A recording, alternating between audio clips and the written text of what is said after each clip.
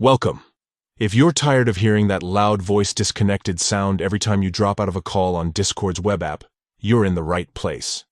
Today, I'll show you how to quickly disable that notification sound on Discord web using your PC, following the latest update. Let's get started. First, open up Discord right from your browser. You don't need to download anything extra. Just head to the Discord website and log into your account as you normally would. Once you're in, look towards the bottom left corner of your screen. You'll see your profile picture and username.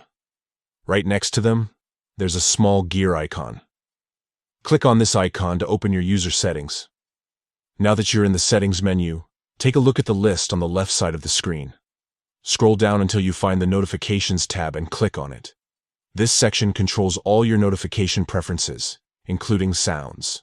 Inside the Notifications menu, you'll see a section labeled Sounds. Here, Discord lists all the different notification sounds you might hear while using the app. Look for the option called Voice Disconnected.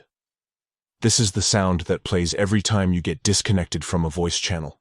To disable it, simply toggle the switch next to Voice Disconnected so it turns off. That's it. No more disruptive sounds when you leave or get disconnected from a call. If you want to double-check, try disconnecting from a voice channel.